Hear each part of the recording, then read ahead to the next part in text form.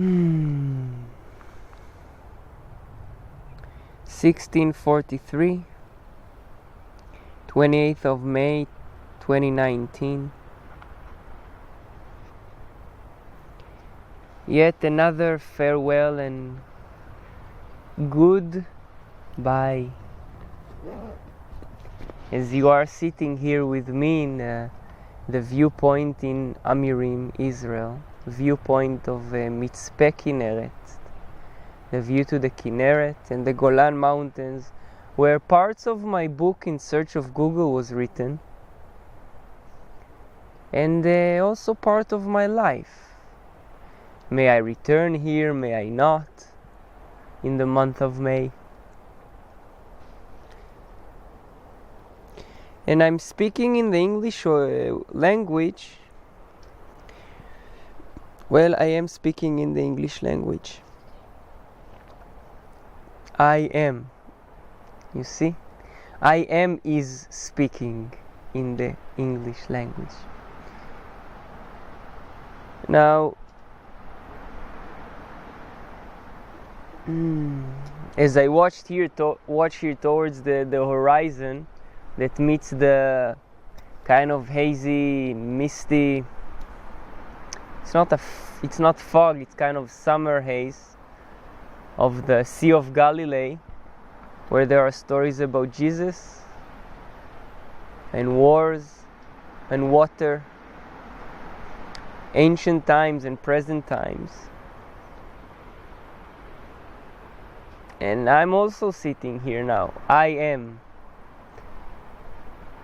Some of you have said that I have lost my mind. I've lost my mind. You have lost your mind.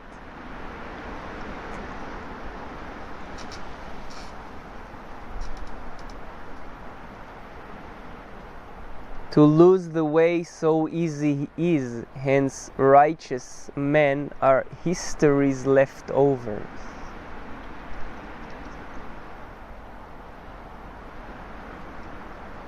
What the wind literally and spiritually blows in my ears now, it would take few of you to realize, the few that have lost their minds. The message is very coherent. Some of you may not know yet what coherent means, some of you will. But you know the ABC, you know the A to Z, you know all the letters that I'm speaking in, all the sounds that we named letters and started writing about it.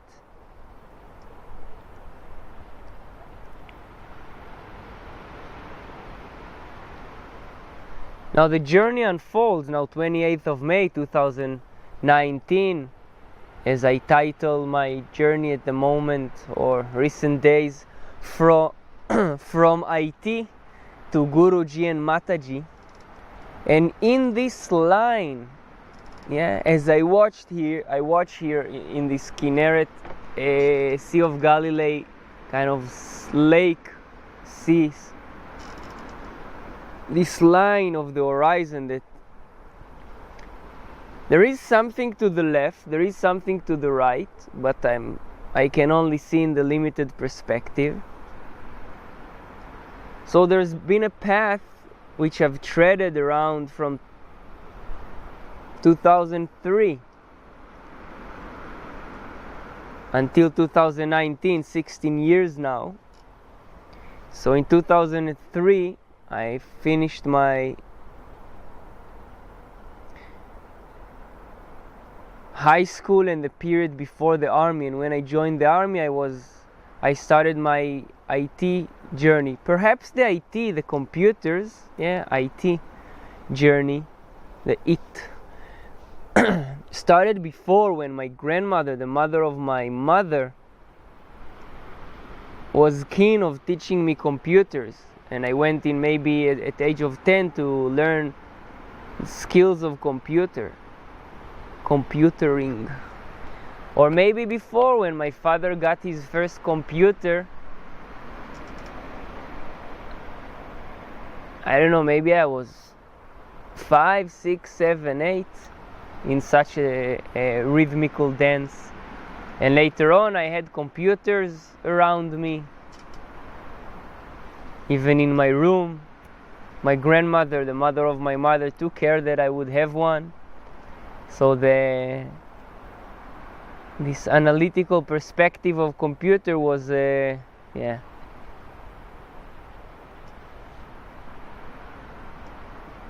my room. And now I'm talking about Guruji and Mataji. Which one is the IT? Which one is really high-tech, high technology? IT, infrastructure technology, which you sometimes associate these letters IT to computers and science, or Guruji and Mataji, Susma and Kailash Nishad. On this scale, on this path, I've treaded different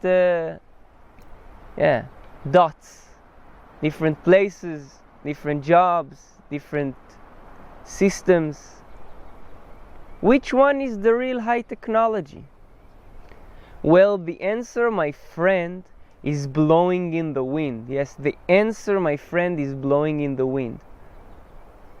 I would tell you none.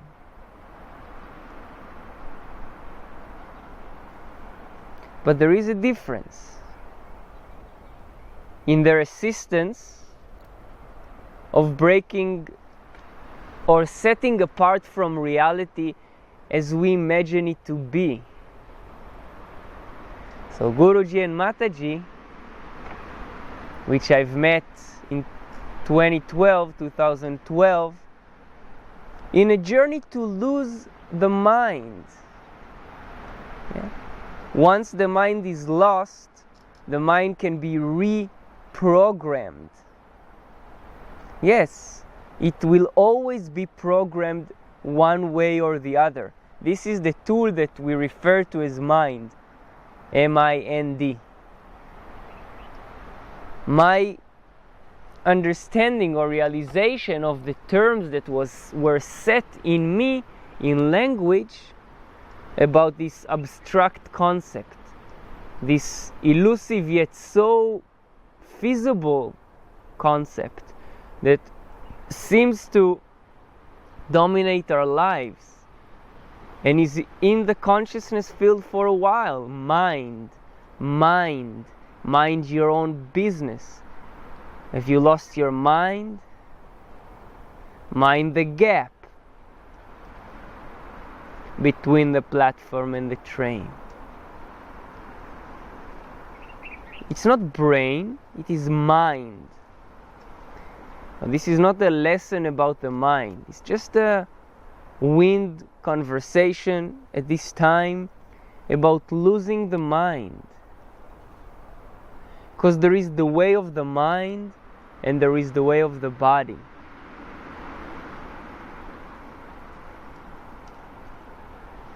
Now, after losing my mind, you might say, gone crazy? Yeah, I had my secured job. I had my secured job, my elusive secured job in computers, in IT, earning from the age of 23, 10,000 shekels, 2,500 euros, doubling that with time and more.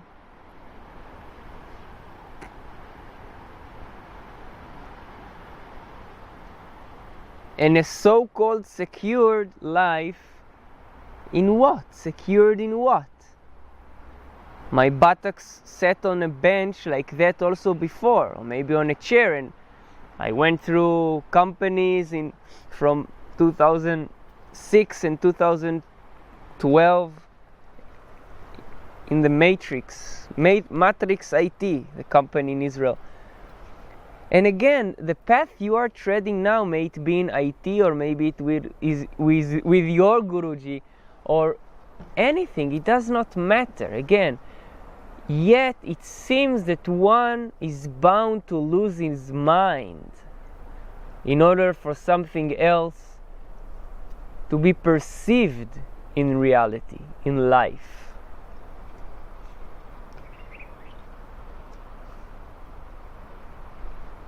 And I'm talking to you now. It's not just that I put this microphone and I make this recording and maybe the film will come out eventually from IT to Guruji and Mataji. It does not matter, it already exists. All of you are hearing my message, even as I think it, even before I am aware that I think it. The message. So IT, this is the real, my real IT. Sitting here in the viewpoint which is called Mitzpe Kinneret. Mitzpe, viewpoint, Kinneret is this water reservoir of Israel, sweet water. This is the true IT. This is truly it. At this moment, nothing that occupies my consciousness except sitting on the bench, experiencing the wind. I don't want to say even enjoying or not. There are some mosquitoes or something like that. I don't even know their names in English. It's not like these regular biting mosquitoes. It's a bit warm or hot. I'm under the shade of the pine tree.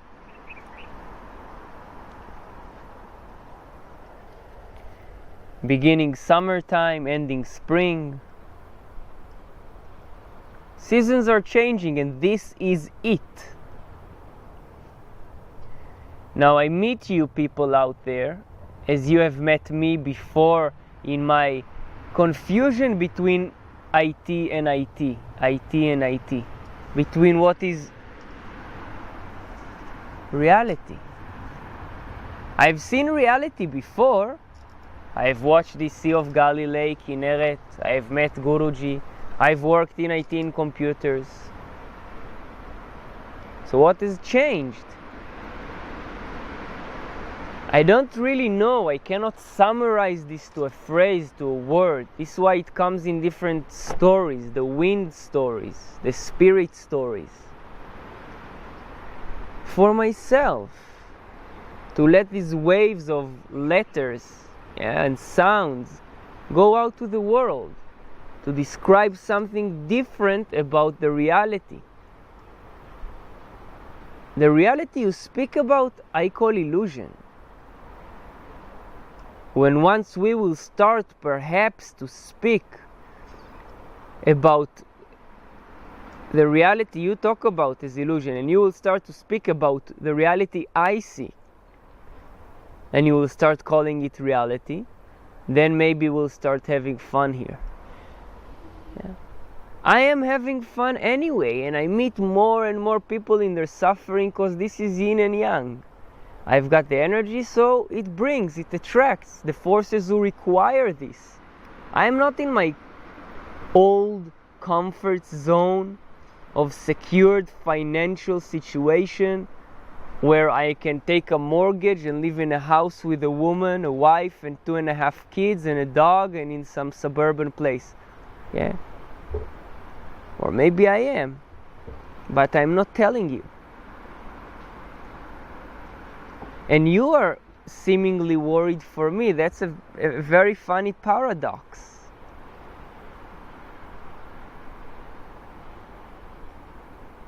What can you give to the richest person alive? Truly, what can you give to the richest person alive? A person who does not believe anymore in sickness and health, or richness and poorness. And he does talk about it. If I don't identify with my situation, with my physical situation, my mental situation, my emotional situation, how can it be sick or healthy or good or bad?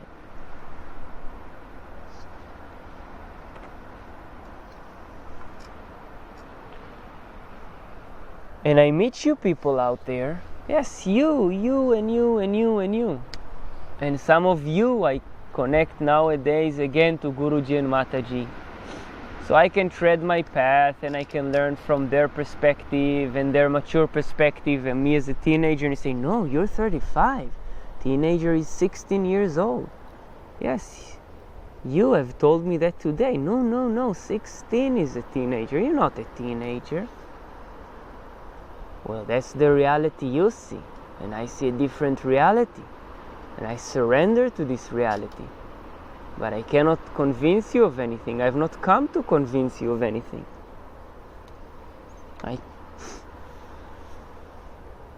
And again, as funny as it is just the very narrow path I meet.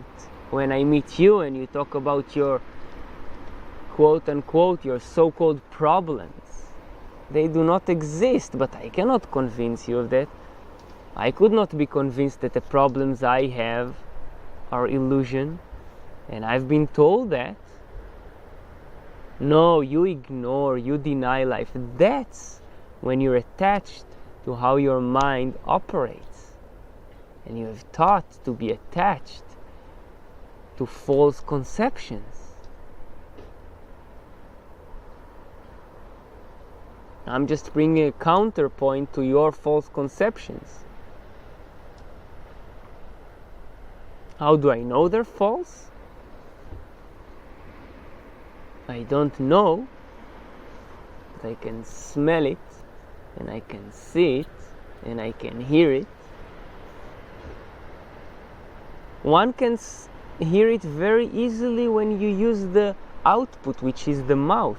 This small little thing it's not even in the center of your face, the center of our face. And you have learned to produce sounds, but you are producing false conceptions.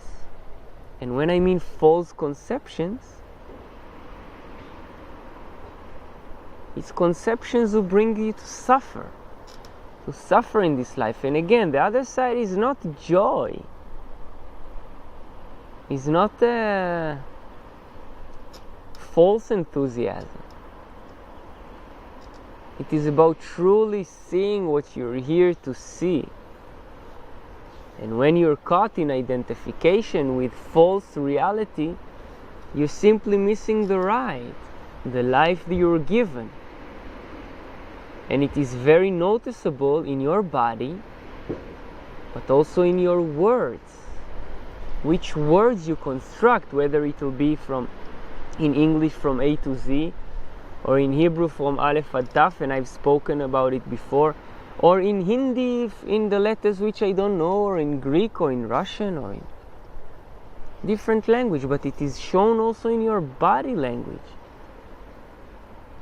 Now if you stand on your own ground, and I'm telling you, you're perceiving reality in a false way, and if you're standing on your own ground, it would do nothing to your ground. You would laugh together with me like we're babies or children or something like that. Because you may have also lost your mind.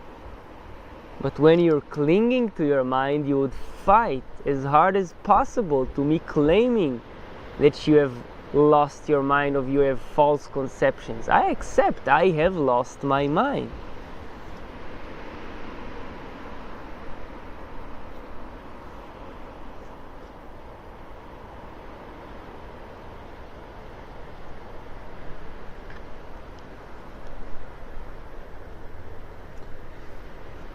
I've lost my mind.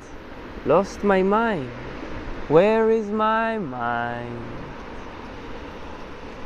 Where is all the safety and security, and why the hell or heaven do I feel so secure nowadays ever than before? When I had someone signing me a paycheck and giving me money every month, regular time, but it was false conception, false security. Like you might get it from your partner, from your lover, from your wife. It is also very common, and you're entrapped in this false conception of security. And there are many traps like this. Many traps. I'm also sometimes trapped. I am also sometimes trapped. But once you are secured in your place, also getting out, you know that the trap is there, that you have fallen into this trap, and you actually do nothing and you get out of this trap that the mind tries to, prepares for you.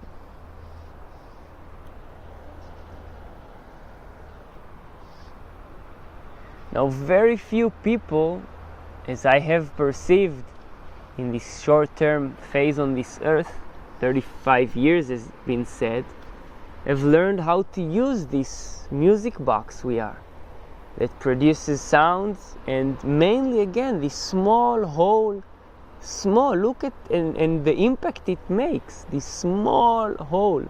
This is why size do not matter.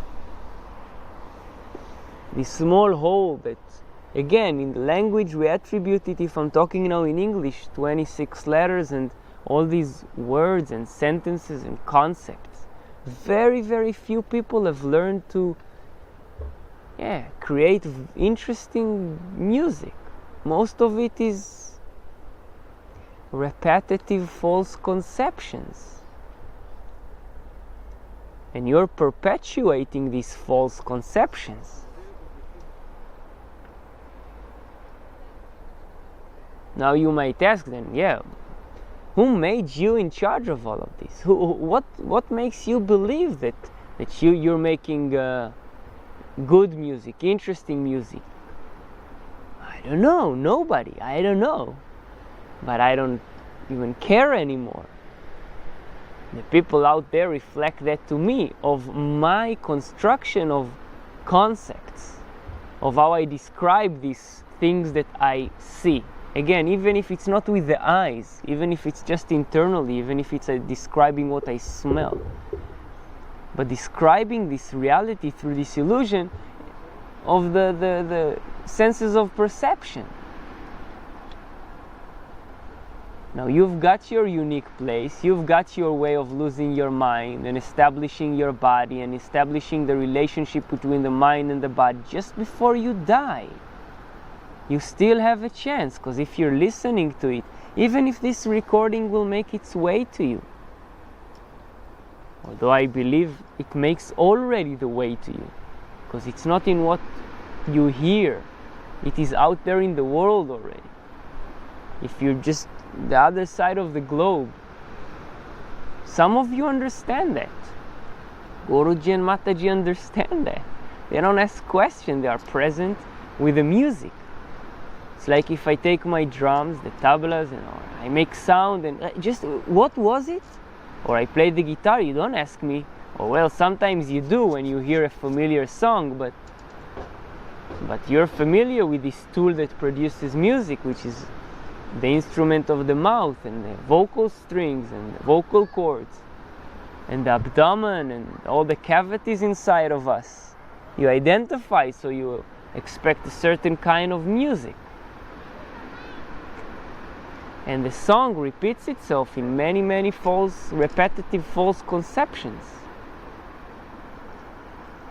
And it's not to incline that you're doing something good or bad or wrong. It's just like I'm describing, hey, I see the Sea of Galilee in front of me. I see Kinneret, I see the valley, I see the cars. I see false conceptions. Maybe this Kinneret, Sea of Galilee, is if I anthropomorphize that, is, hey, why do you call me Sea of Galilee? I'm just all these whatever. It's not a human form, it's consciousness, this water, the lake.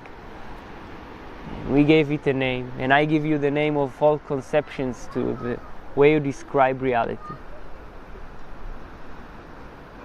Again, I'm just preparing traps for you. So you would fall into these traps and you would be able to discover something new. So for some of you it would be possible in a secure way, although there's none, in a secure way, although there is none, to lose your mind. To lose all what you have grown upon. The false conceptions, the beliefs. Not to establish my own beliefs. There are ways of using this toolbox, the mouth, the language, that is helping you be programmed outside of that. So you can develop in software programming your own way. But mostly the programming out there is to get you to walk the same ghost path like everybody else.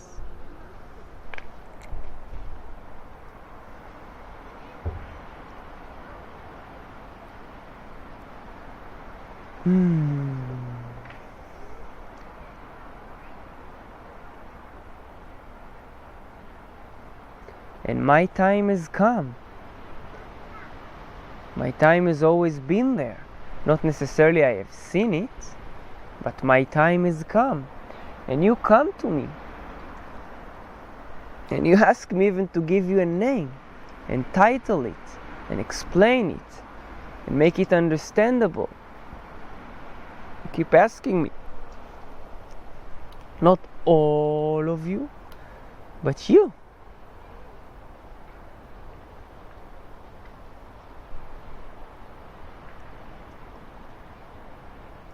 המציל נפש אחת כאילו הציל עולם ומלואו. The one who saved one soul is like he saved the whole world. Now, as I say, my soul has been saved, and it's not some religious, mystical thing. It's very earthly, very down to earth. It's not about Judaism or Christianity or Hinduism or whatever you want to call it. It's just sitting on the bench, watching the Sea of Galilee, and realizing that life has been solved. The riddle has been solved, was solved, is solved. That it is all just happening. Again, in the cloudiness of the mind, it's not all the time like that. This is just a clear state at this moment. But once it is realized, it is always there. Even if you forget it, even if I forget it, and I do forget it. That seems to be the human way, at least in my path, in this incarnation, at this point.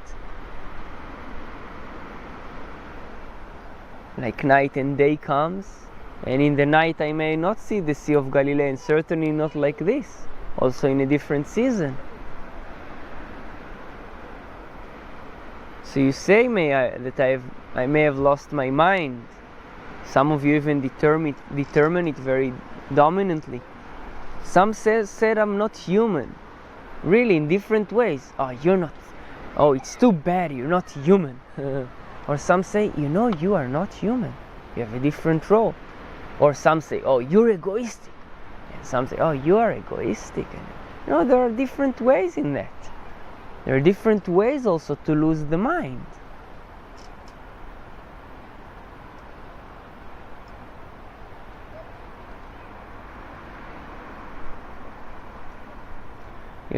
My eyes kind of hit in the view the mountains of Golan Mountains, but there is something beyond and beyond and beyond. You are beyond, and you are here. You've always been here with me, always, all of you, from IT to Guruji and Mataji, and all of you, to the right, to the left, above, behind, below, inside of me, outside.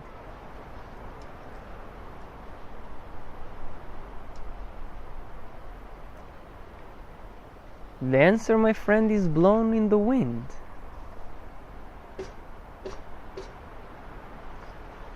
And it seems like, or it is experienced like a very different sensation in the body when life is solved. When the riddle of life is solved and all is left is to live. I've not talked with you now about my job, my work, my family life, where I live, where I come from, where I'm going to. I don't know all of that. I can give you answers, I can give you details. You are my parents, you are my daughters, you are my son, you are my lovers, you're everything. You have to believe in it, but you don't have to. But in order to really see it, one has to swim in this whole pool of consciousness. To see beyond whatever you see. To see beyond whatever you see.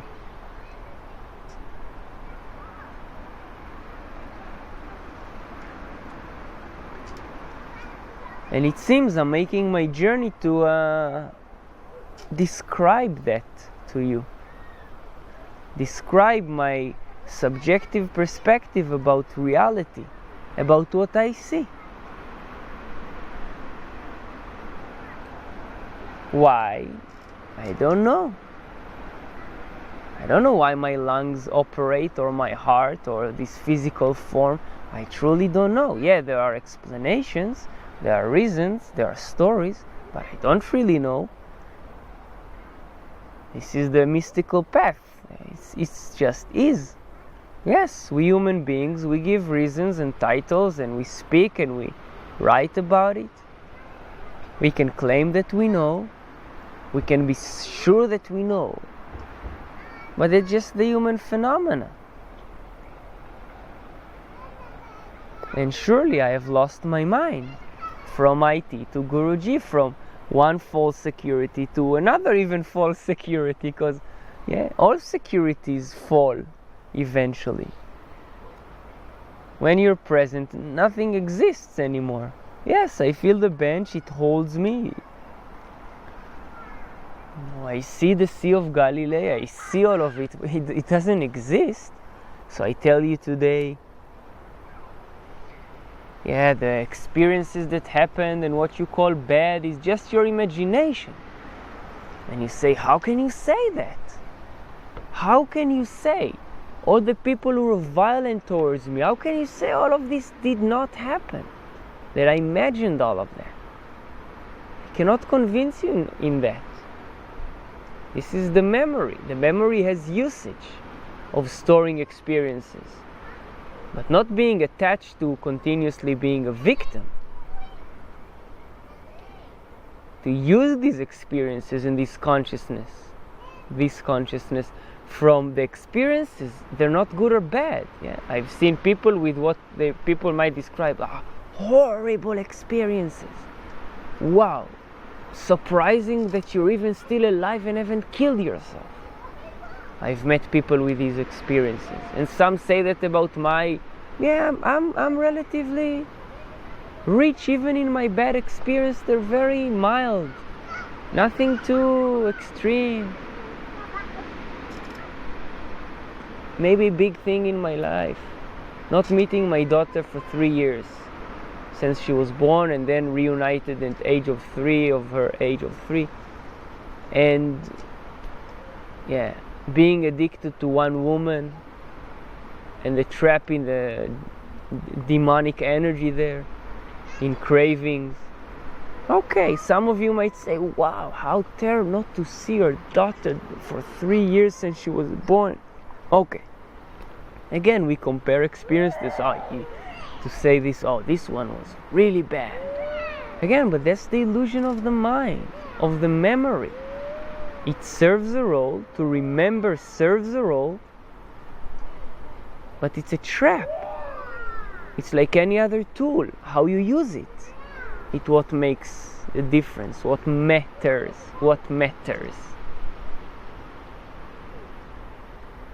So you seem like suffering from your memory, and I tell you it's an imagination. You're still not ready to believe in it. You're still not ready to surrender. I cannot convince you of anything. I can tell you that your memory is a false conception. You see it sometimes, again, in people who had accidents or stuff like that, and suddenly they don't remember their past experience. And yes, it's frightening, because hey, where's the past experience, good and bad? because suddenly you don't remember your past. But you're here to remember your past. You're here to have a memory, an identification with a memory, with an imagination of what you think or believe happened a second ago, or a year, or a decade, or lifetimes before. This is not reality. This is not a presence right now where I'm connected to this whole experience now. Again, this is a different time frame. Presence is a different time frame. This is timelessness, although there is time. Yeah? But memory is an illusion.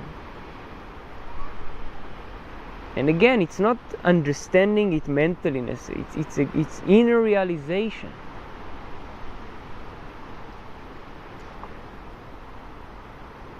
The answer, my friend, is blowing in the wind, as I see these two lovely girls hiding behind the stones. And tomorrow I may remember that they were there. It serves a purpose. There are different kinds of memories.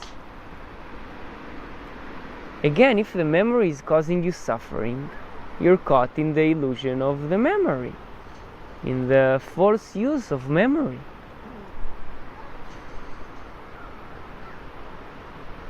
And it might be your chance to lose your mind, also through false conceptions, also through the illusion of memory.